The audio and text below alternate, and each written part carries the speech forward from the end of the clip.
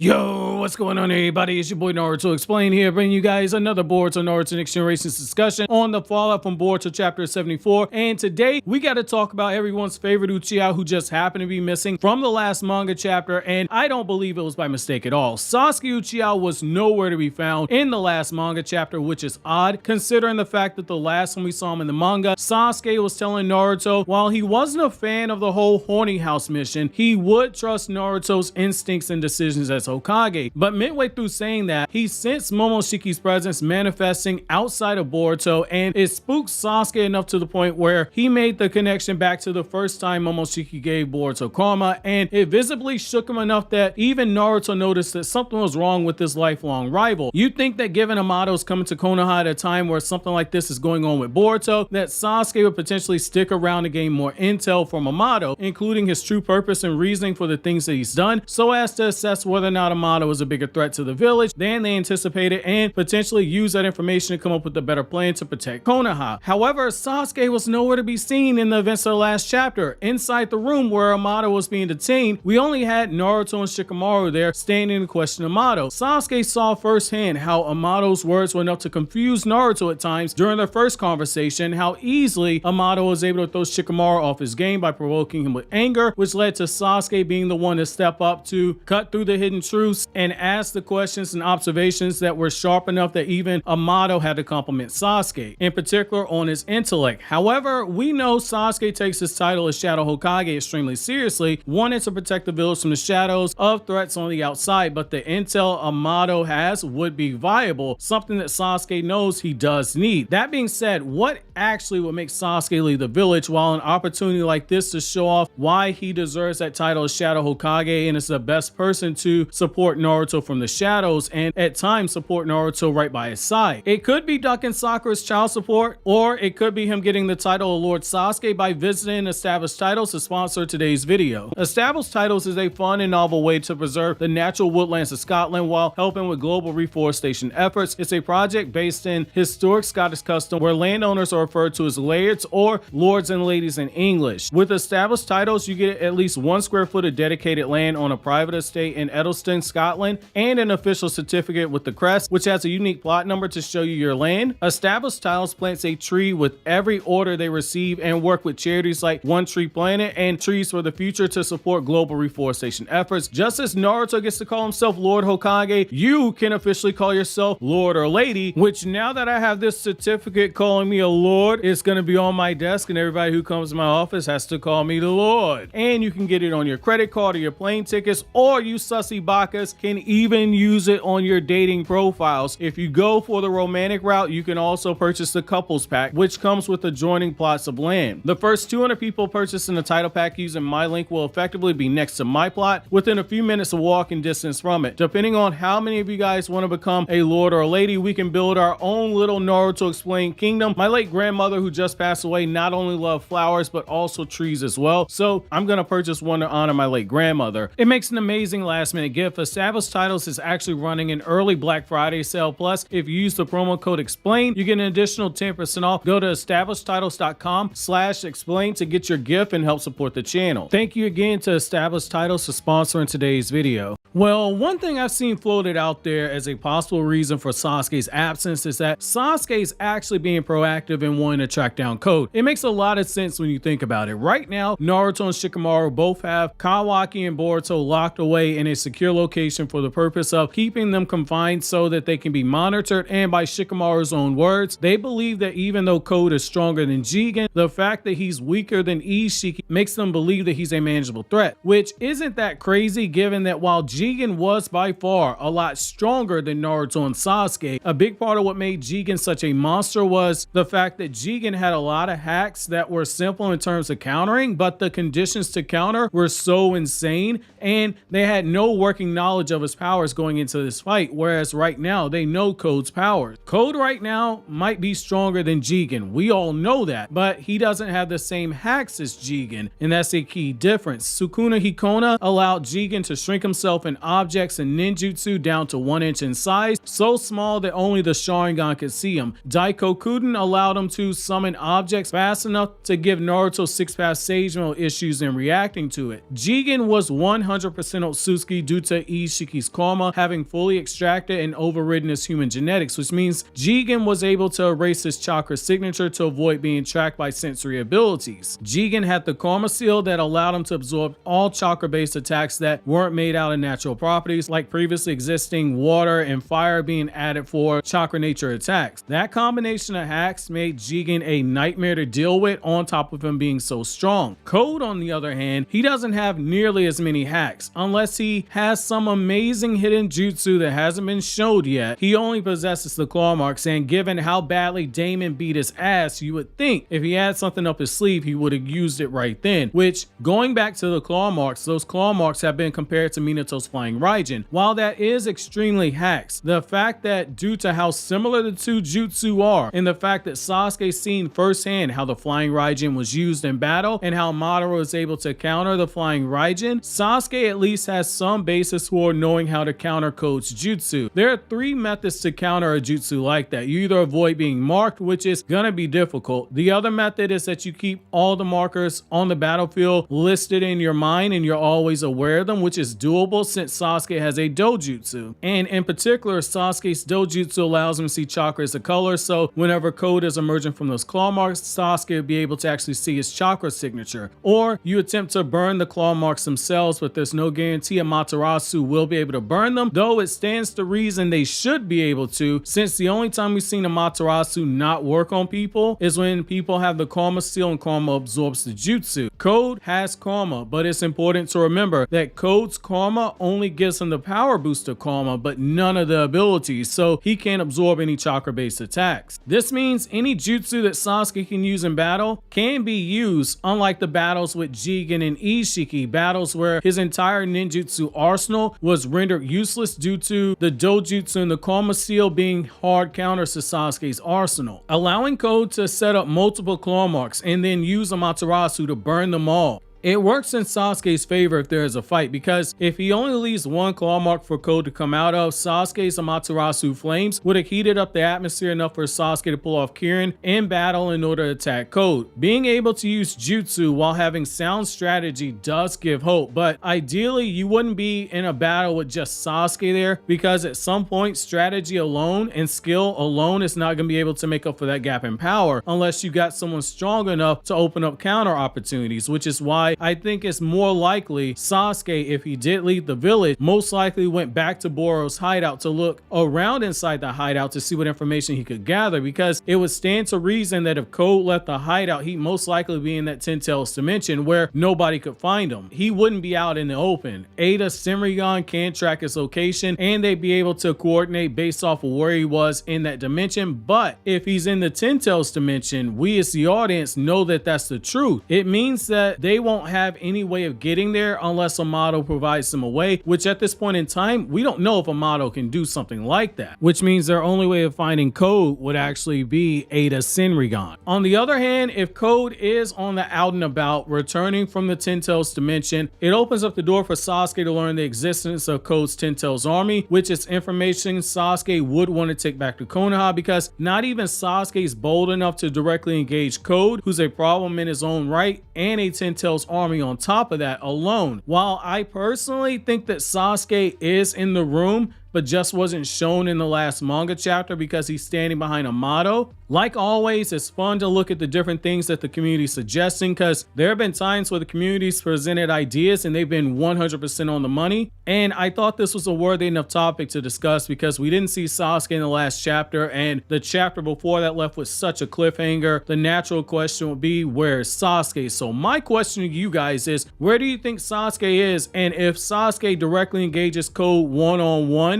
is this a situation where Sasuke's best thing to do is to flee? Or is Code a big enough of an idiot that Sasuke might be able to land a critical blow on Code? While you think that over, click here to watch my 10 strongest Chainsaw Man characters video on Kryptonian Saiyan, or click here for this Naruto Explained video.